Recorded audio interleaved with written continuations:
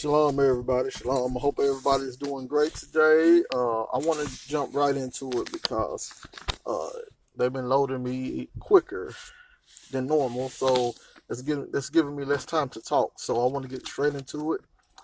First of all, I got a lot of backlash yesterday because I was actually able to pull some facts showing that Revelation has been fulfilled. But if we recall all of the things that I said yesterday, I was showing that the point of the scriptures was dealing with the end of the age coming about. So that was the whole point, the end of the age. So I was concentrating on proving that the Bible was fulfilled during the end of the age, and also we are in the new covenant age. So that was the whole point, or the kingdom age. I got some backlash, but it comes with the territory. I even got backlash all the way from Africa, which that's new. So I would like to say that hopefully y'all are actually coming with an open mind and actually going over these things yourself in order to find out if what I am is or is not what the Bible teaches. So now, back to some more historical documentation. And once again, I have all this on the PDF. So if you would like the PDF, it's over 900 pages dealing with prophecy. Just inbox me your email address. So, back to the Bible stuff. The point was to prove that the Bible itself has been fulfilled. That was the whole point. And the man that we're waiting on to come out the sky, he done did his thing. So we are in the new kingdom age. So it's upon us to follow the guidelines that Christ left. So without keeping going on, Matthew 24:3 is where I want to touch on. Well, 1 through 3, just to start the foundation, and then I want to hop directly into Luke and then Revelation. So Matthew 24:1. And Jesus went out and departed from the temple, and his disciples came to him for to show him the buildings of the temple. And Jesus said unto them, See ye not all these things? Verily I say unto you, there shall not be left here one stone upon another that shall not be thrown down. And as he sat upon the Mount of Olives, the disciples came unto him privately, saying, Tell us, when shall these things be? And what shall be the sign of thy coming and of the end of the world? But we know that the word world there is supposed to be age. So then Christ answers their questions. He gives them a whole list of signs to look for. For nation shall rise against nation, and then the abomination of desolation, and all of those things. Then he ended off with the sign appearing in the heavens. All the tribes that pierced him will mourn, and he will come. That will be his second coming. And then we have him saying, Verily I say unto you, this generation shall not pass away till all things be fulfilled. So, we have Christ giving a specific prophecy about when to expect his second coming. When was to expect that age to end. So, we're not going to try to talk around it or philosophize around it. That was the whole point of the discussion, so we're going to have to stay on topic. So, no, the Bible is not talking about reincarnation. Okay, we got to stop it with the reincarnation mess because it doesn't even make sense. Because the word has re in it, it doesn't mean it's the same word. Regeneration, reincarnation, two totally different things. Almost similar purpose, but regeneration was dealing more with the renewal of all things spiritually, while in reincarnation is like bodily renewal, and you're actually getting a different body.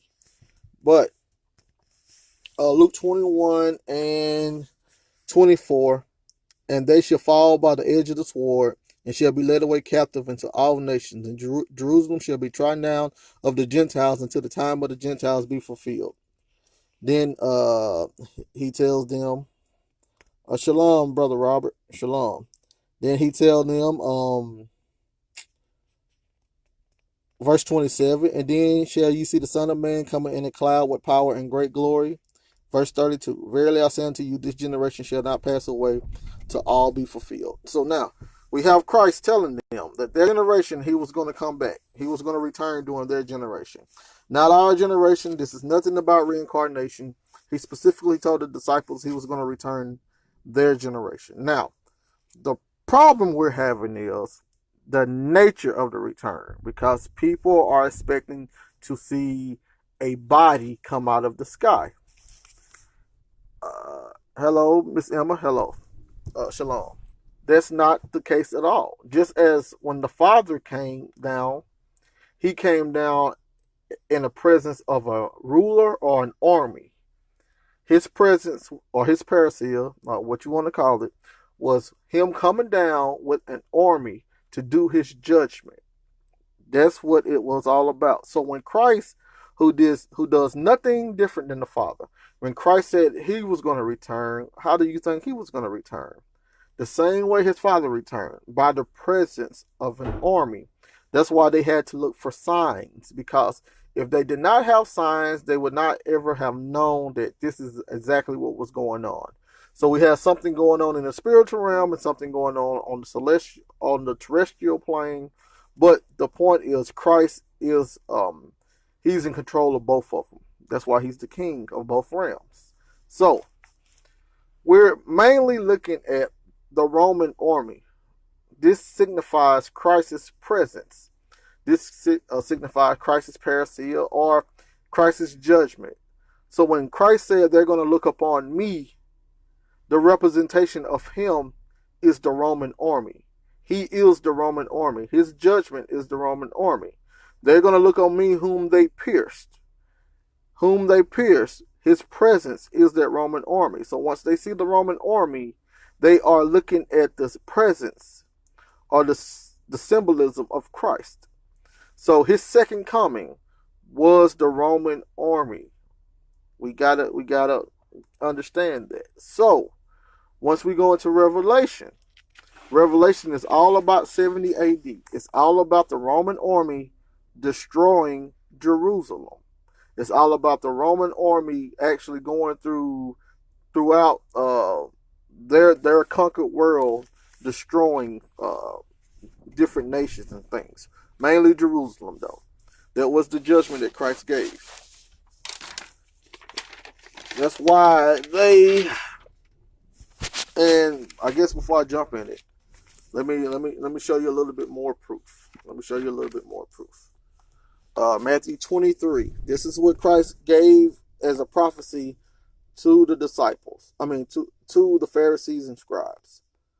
He said, "Wherefore, behold, I send unto you prophets and wise men and scribes, and some of them ye should kill and crucify, and some of them ye should scourge in your synagogues, and persecute them from city to city, that upon you, the scribes and Pharisees, may come all of the righteous bloodshed upon the earth, from the blood of righteous Abel unto the blood of Zacharias, son of Barachias, whom you slew between the altar.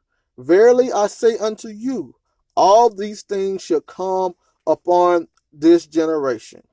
So now, once you go into history, what point in history did calamity come upon the scribes and Pharisees all together in one place? Where? They're not there now. They're not there in Jerusalem right now in 2019. Christ told them that all of that vengeance was going to be upon their heads in the first century. So when did that vengeance come? He told them, "Verily I say unto you, all these things shall come upon this generation."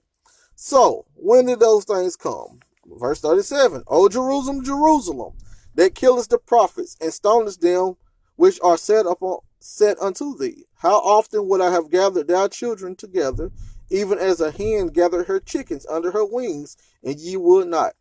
Look what he said in verse 38. "Behold, your house is left unto you desolate." When was Jerusalem left desolate? Christ made this prophecy around 30 AD. So when was Jerusalem left desolate? You only have one event, y'all. You only have one event, and that is 70 AD. Christ's judgment on those people Y'all don't understand how much vengeance it is. That's vengeance from Abel. That's Genesis. All the way up into Christ's time.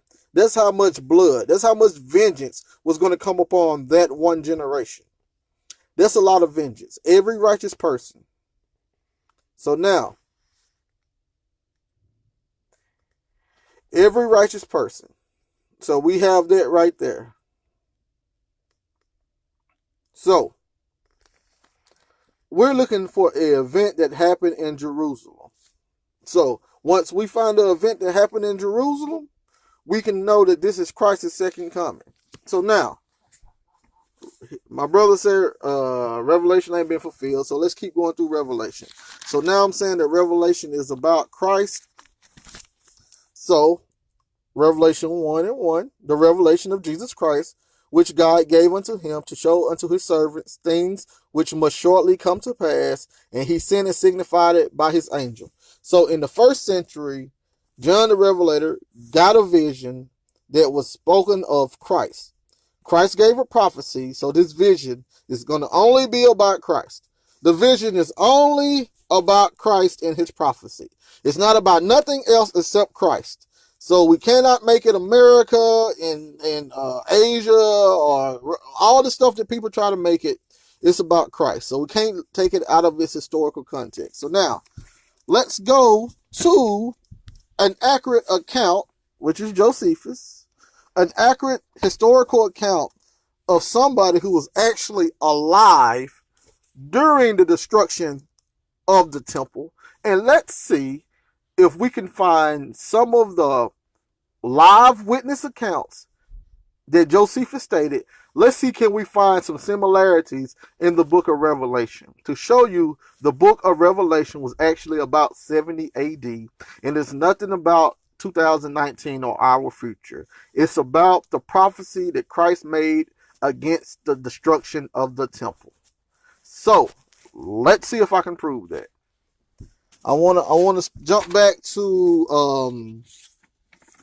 the sixth seal, because I didn't get to hit the sixth seal that much yesterday. So Revelation 6:15-16. Revelation 6:15-16. I don't know why you contacting that deacon. We done already had a debate, and the brother was like, what did he say? The transfiguration was Christ's second coming in the kingdom. So I don't. Yeah, you might need to tag him so he can get these lessons, because I don't know what he was talking about. So now, Revelation 6 and what did I say? Revelation 6:15-16. Revelation 6:15-16. It says, "And the kings of the earth, and the great men, and the rich men, and the chief captains, and the mighty men, and every bondman, and every free man, hid themselves in the dens and in the rocks of the mountains." This is going on in Jerusalem. "And said to the mountains and rocks, Fall on us, and hide us from the face of him that sitteth on the throne, and from the wrath of the Lamb." So they are hiding from the Most High and from the wrath of Christ. What did Christ prophesy? He told the Pharisees and scribes that upon their generation, all of their vengeance was going to come. So this is the wrath of Christ, that vengeance. So now, from the great day of his wrath is come, and who is able to stand? So now, it's all good, my brother. Let's just listen to it, and let's keep it going. Let's just listen to it. The War of the Jews. I'm going to go to page 895. Let's see if we can find some correlation. Page 895. And this is the War of the Jews. And I can tell y'all if it's, the brother says pixelated, which means you can't really see what I'm saying. So just listen, and you can actually write it down and view it yourself. Or you can inbox me your email address, and I would just send you the PDF. So now, we're going through the sixth seal, which is Revelation 6:15-16. And it's found in War of the Jews, book 6, chapter 7, section 3.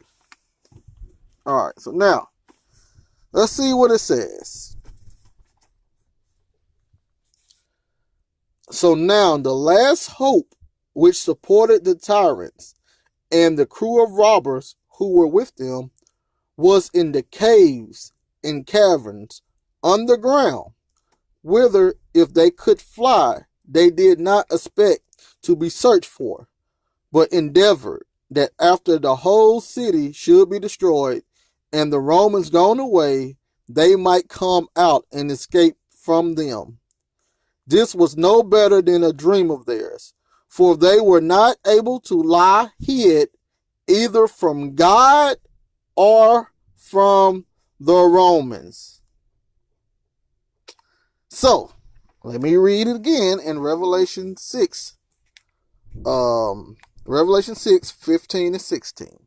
And the kings of the earth, and the great men, and the rich men, and the chief captains, and the mighty men, and every bondman, and every free man, hid themselves in the dens and in the rocks of the mountains. We got them hiding in the caves, in the caverns of the underground, which was the mountains.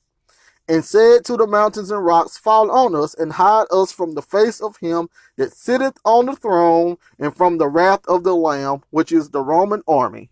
And it says plainly and clear right here that they could not hide from God or from the Romans, even though they was trying to hide.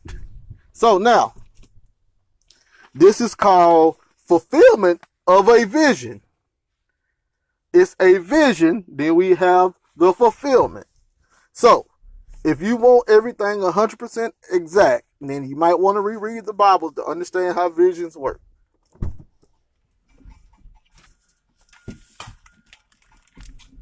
But it's pretty close. So now, I want to venture on to the first and second trumpets, which is Revelation 8, 7 and 9. Revelation 8, 7 through 9, sorry. And let me read it.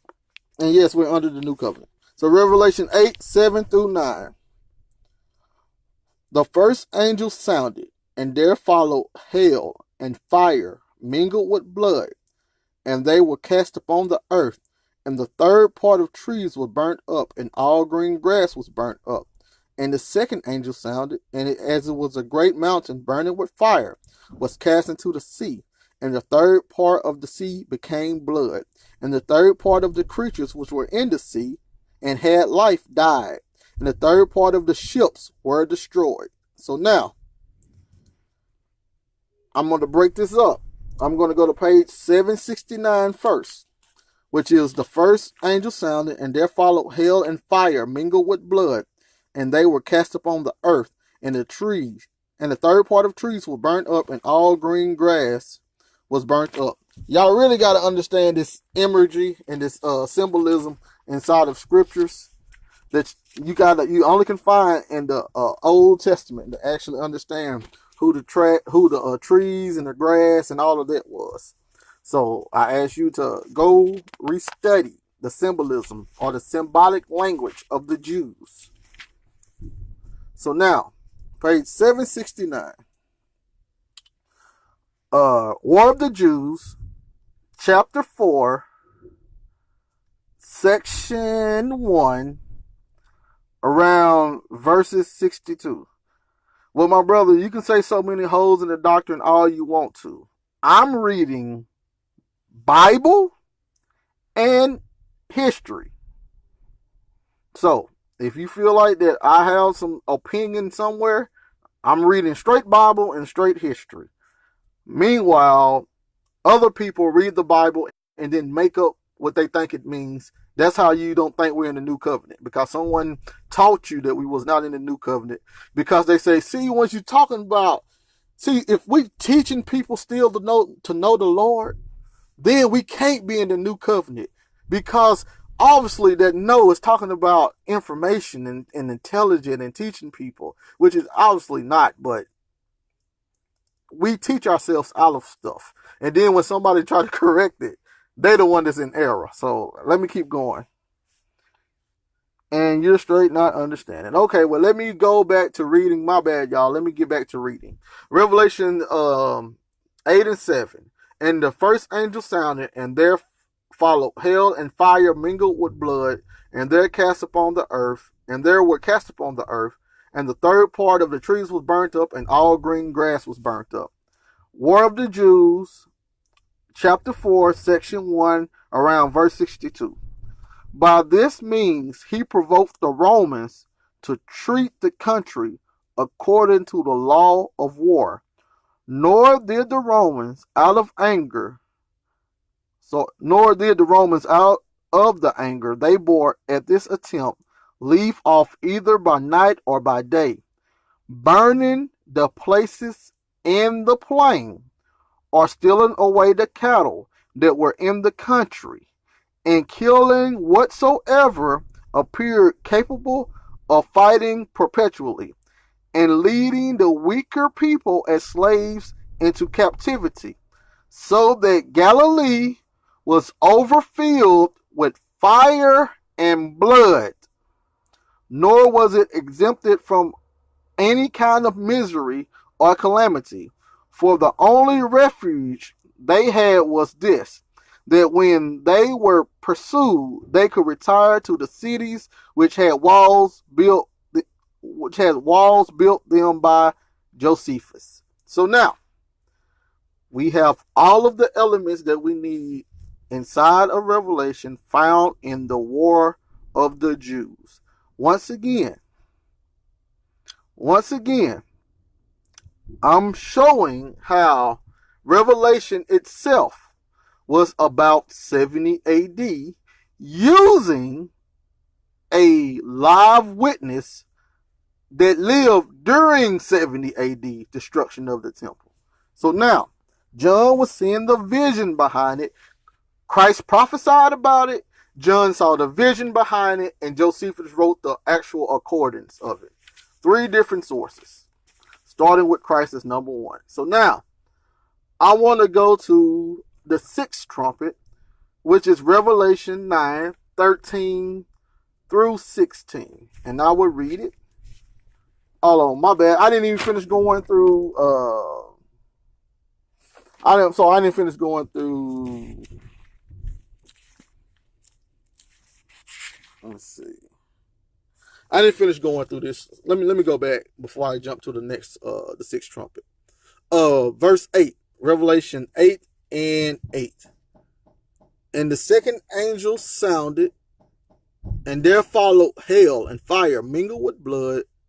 No, 8 and 8, sorry. And the second angel sounded, and it was as a great mountain burning with fire was cast into the sea, and the third part of the sea became blood. War of the Jews, book 3, chapter 9, and I'm going to start at, I could read all of that, but I'm not because my time. So I'm going to start at 4:24. Nor was there any place, I'm going to start at 4:23. And there dashed their ships one against another, and dashed some of them against the rocks, and carried many of them by force, while they strove against the opposite waves into the main sea. For the shore was so rocky, and had so many of the enemy upon it, that they were afraid to come to land. Nay, the waves rose so very high that they drowned them. Nor was there any place whither they could fly, nor any way to save themselves, while they were thrust out of the sea by the violence of the wind. If they stayed where they were, and out of the city by the violence of the Romans, and much lamentation there was when the ships were dashed against one another, and a terrible noise when they were broken to pieces. So now, we have it right there, actually, too, Revelation 8 and 9. And the third part of the creatures that were in the sea that had life died, and the third part of the ships were destroyed. I mean, it all lines up. So let's keep going. And some of the multitude that were in them were covered with the waves, and so perished. And a great many were embarrassed with shipwrecks. But some of them thought that to die by their own swords were lighter than by the sea. So they killed themselves before they were drowned. Although the greatest part of them were carried by the waves and dashed to pieces against the abrupt parts of the rocks, insomuch that the sea was bloody a long way, and the maritime parts were full of dead bodies. For the Romans came up upon those that were carried to the shore and destroyed them. And the number of the bodies that were thrust out of the sea was 4,200. The Romans also took the city without opposition and utterly destroyed it. So we have so much blood. It says it was bloody a long way. This is the sea. So we have dead bodies. We have people killing themselves. We have a Roman army out there killing each other. It was so many bodies that they couldn't even get around in their ships. We got the ships. We got the Roman ships ramming the ships of the Jews. So we have the ships being destroyed. We having the blood in the water, and we having the dead bodies. So that's all the things that we need in order for Revelation 9, 7 through 9 to be accurate. That's the things we need. And also we can go to the War of the Jews, Book 3, Section 10, or Chapter 10, Section 8. And I'm just going to read a few of them, starting at 525. Roman darts could reach the Jews themselves, and they ventured to come near the Romans. They became sufferers themselves before they could do any harm to the others, and were drowned, they and their ships together. We have it right here. And destroyed at once their ships, and themselves were taken in them. We got it right here. One might then see the lake all bloody and full of dead bodies, for not one of them escaped, and a terrible stink and a very sad sight there was on the following days over that country. For as for the shores, they were full of shipwrecks and of dead bodies, all swelled, and the dead bodies were inflamed by the sun and petrified. They corrupted the air, insomuch that the misery was not only the objection of commiseration to the Jews, but to those that hated them and had been the authors of that misery. So if that's not the first angel sounded, and there followed hail and fire mingled with blood, and they were cast upon the earth. And the second angel sounded, and it was a great mountain burning with fire and cast into the sea. And the third part of the sea became blood. And the third part of the creatures which were in the sea that had life, and the third part of the ships were destroyed. So if y'all can't get that out of that, I don't know what to say. That's what we call vision and fulfillment. So now, I can go to the sixth trumpet now. Revelation 9:13 through 16. Revelation 9:13 through 16. It says, and the sixth angel sounded, and I heard a voice from the four horns of the golden altar, which was before God, saying to the sixth angel which had the trumpet, loose the four angels which are bound in the great river Euphrates. And the four angels were loosed, which were prepared for an hour and a day and a month and a year, for to slay the third part of men. Let's go to page 809. I'm telling y'all, Revelation is about 70 AD. The coming of Christ was about the Roman army coming to destroy Jerusalem. There's no way to get around it. But now, let's see who these four angels are that was loosed in the river Euphrates. War of Jews, chapter 4, section 2. I'm starting around 233. Now these rulers were greatly surprised at the contents of the letter, and at what those that which came with it further told them. Whereupon they ran about the nation like madmen, and made proclamation that the people should come to war. Once again, these are four angels. These dealing with war. So a multitude was suddenly got together, sooner indeed than the time appointed in the proclamation. And everybody caught up their arms in order to maintain the liberty of their metropolis. And 20,000 of them were put into battle array and came to Jerusalem under 4 commanders, John and Jacob the son of Sosas. And because these were Simon the son of Cathlus, and Phineas, the son of Closatus.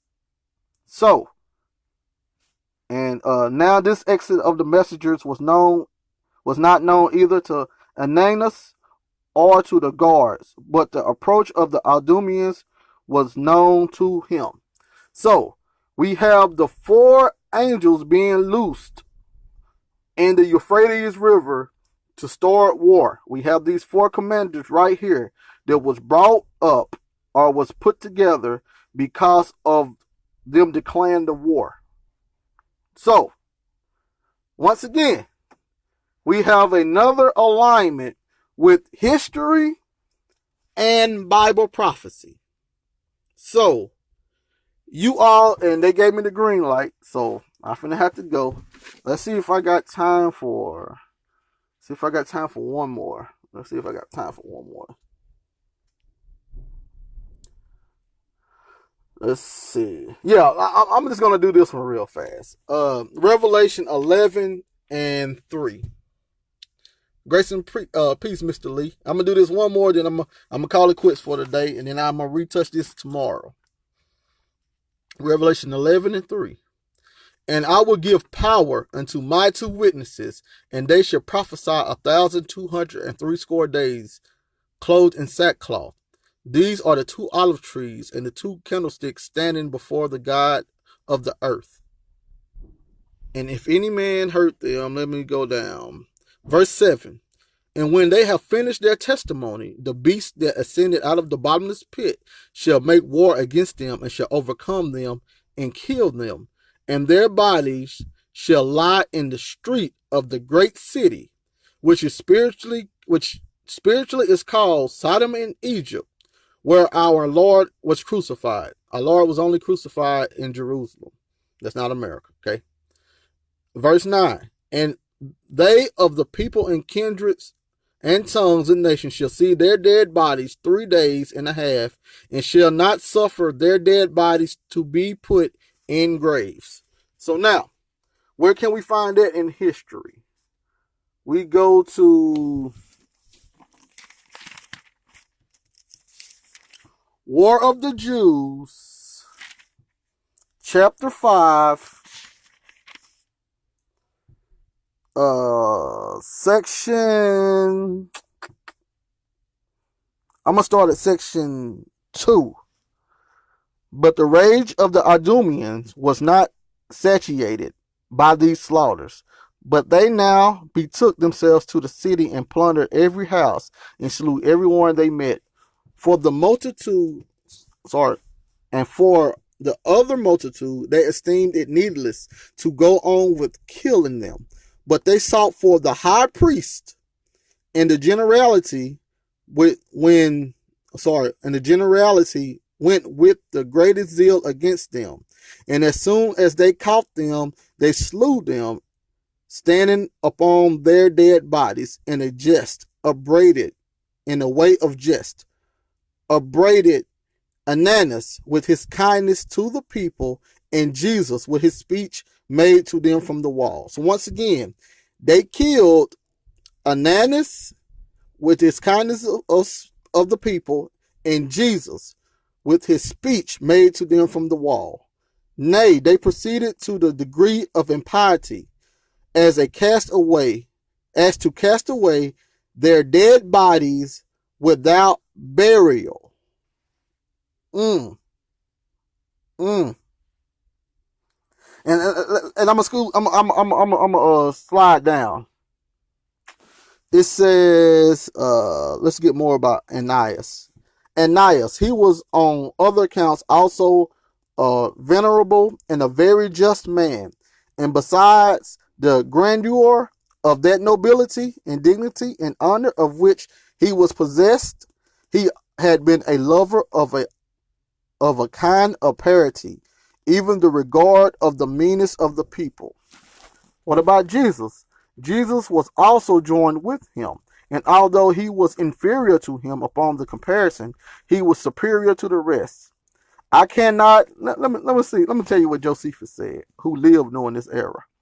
I cannot but think that it was because God had doomed this city to destruction as a polluted city and was resolved to purge his sanctuary by fire that he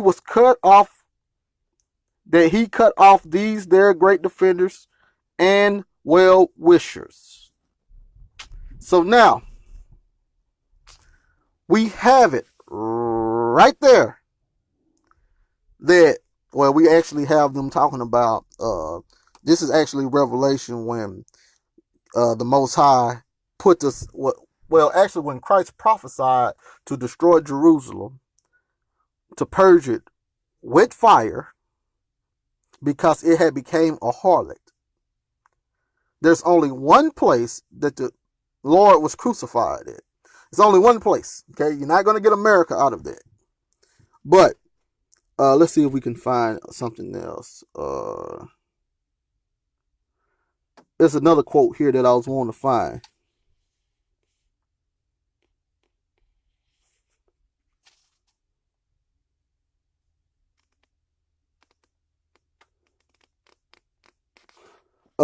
Well, this is actually two quotes.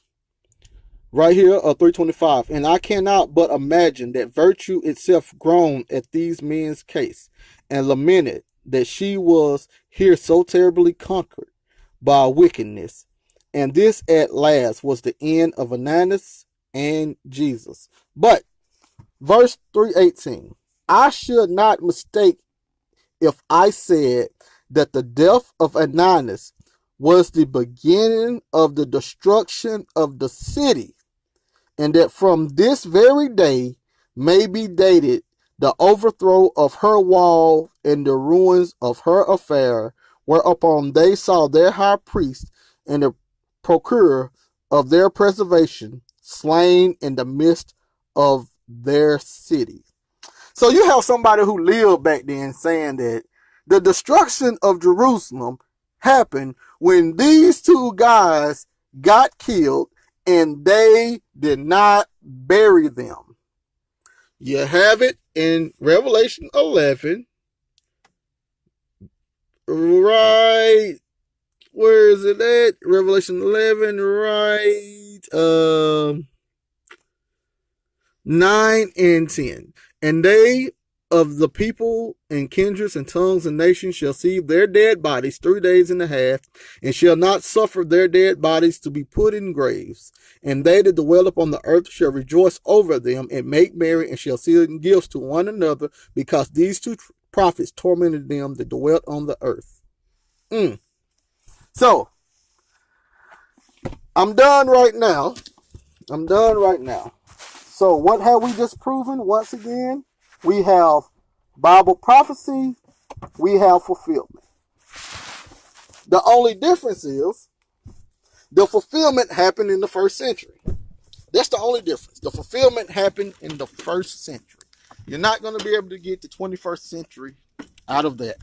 No matter what any of your leaders tell you, no matter what anybody who's supposed to be your mentor, or if you learn by yourself, no matter what they teach you and try to preach to you and try to tell you that you're under the Mosaic covenant, you in bondage, you're waiting on Christ to come down from the earth, from the sky to save all the people and give you slaves and all that stuff. No matter what they tell you of all of that false, unbiblical doctrine, you have the Bible. And you have secular history that can both of them can prove to you that if you're not learning fulfillment in the first century, then you're not learning the correct stance on the Bible. So I don't know what more do you need. I'm still bringing it out. So I'm going to hit it again tomorrow.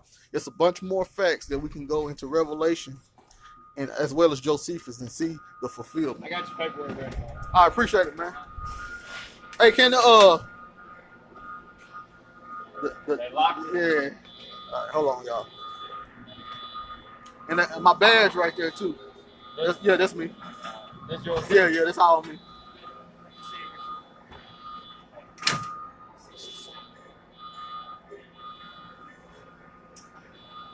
Good. Hold on, y'all. Hold on. I don't know how this thing works.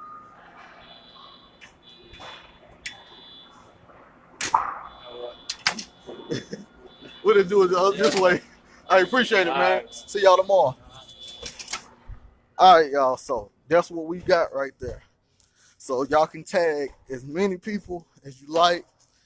You can try to make as many insults that you like. Oh, he crazy. He don't know what he talking about. There's holes in his doctrine. He's off. This, and that. Any other excuse that you want to come up with. The Bible teaches what the Bible teaches. We ain't gonna get around it. The group that I learned under Mr. William Bell. And it's quite a lot of us now, but we learn the real Bible, what the Bible teaches. We're not gonna put no fantasy on it in order to make ourselves feel good. And trust me, I used to be there too.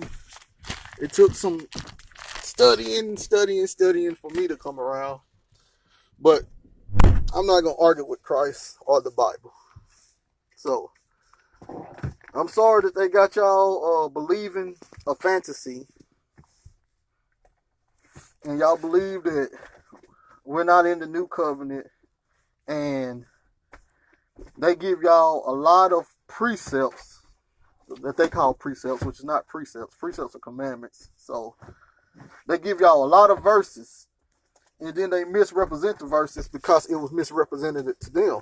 And all they're doing is parakeeting what they learned from their elders. That's all they're doing. Everybody learned from the same One West elders who has proven that they didn't have it all together. But people take that doctrine and then they remix it, and then they start their own camp. That's exactly what happens. They take the false information, they remix the false information, come up with a different camp teaching the same thing to a whole bunch of people, having them feel or believe false narratives.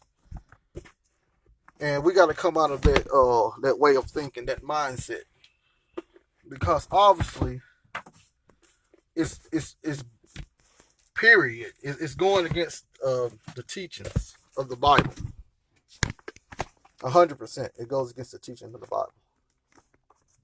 So, Revelation has been fulfilled. The Bible has been fulfilled. Luke, Matthew, Mark all explains to you the fulfillment. No matter how many chats you want to have, no matter how many verses you want to misquote, no matter how many, when did this happen, when did that happen, when did this happen, when did that happen, I didn't see this happen, I didn't see that happen. No matter how many times you want to do that dance, the Bible stands, period. So, whenever y'all ready to learn actually what the Bible teaches, I say come study with us. We have class every Monday, 7 p.m. Central Standard Time on the app Zoom. On the app Zoom, you can inbox me if you want to know the information. I'll also have a PDF with all this information on it. If you would like this information, just inbox me. But we gotta come out this mental bondage so we can enter inside the kingdom. Embrace that new covenant. Love that new covenant. That whole we ain't in the new covenant, that stuff started in 1899, 1900s. We gotta do better than that, y'all. The doctrine that most people have is not even it's a little over 100 years old. It's not even 200 years old yet. And people try to compare it against the original doctrine. And I had a brother hit me up because they call this preterist. They call it preterism. So if we're going to corner preterism or covenant eschatology, let's do that. But y'all need to understand that I found in a history book, okay? A history book. Once again, a history book. And I actually put it up on my YouTube page. One more time, I found in a history book where it was said that the first century Christians actually taught the same thing that we're teaching. So, the first century Christians lived around Christ's time. We live about 2,000 years later, and if we're teaching the same thing the first century Christians taught, I think that our doctrine is actually way older than the doctrine that they have today.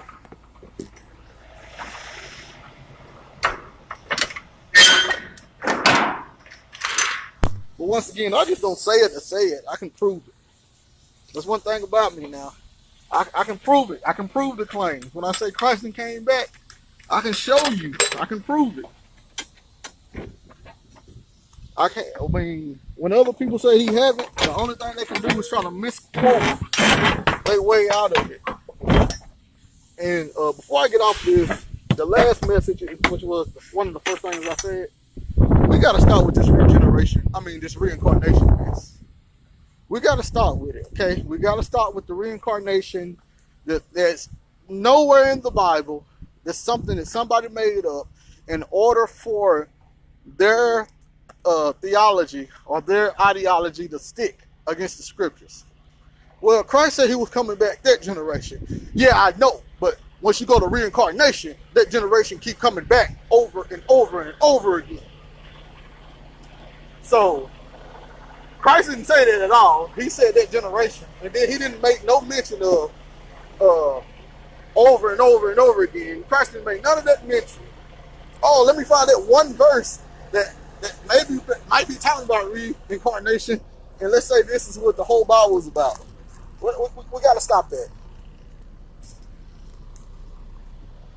My brother. There you go, Mr. Bell. Because I was gonna say something else. There you go, Mr. Bell. If you have any questions, instead of being stiff-necked and stubborn, how about you come study with us, or leave your phone number, and we can study over the phone with Bible in hand, and no private interpretation, no doctrine that's not biblical. And let's just see how it turned out. If you really want to have questions, if you really want your questions answered, inbox me, Mr. Bell, Mr. Lee, inbox any of us, and then let's talk it out. Because no matter how many times you try to make the kingdom not here, no matter how many times that you try to discredit the kingdom being here, it's not going to change the fact that the kingdom is here. The Most High ain't gonna have Christ take his whole kingdom away just because an American 2,000 years later want to say that we're not in the kingdom because they have some type of thing in their mind of this utopia that the Bible really don't teach. There's something they created in their mind because somebody taught it to them.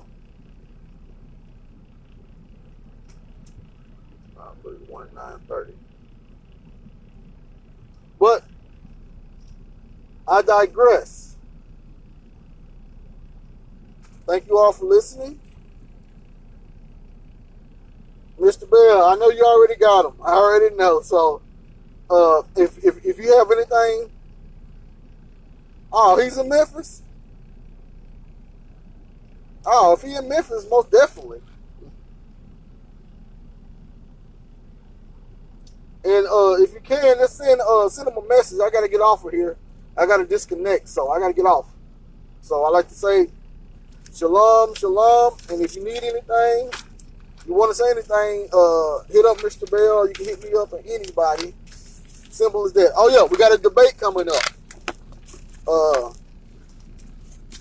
What? Not this Saturday coming up, but next Saturday, about the second coming. It's going to be a debate in Memphis. Already like 400 or 500 shares in it, so we should have a nice crowd.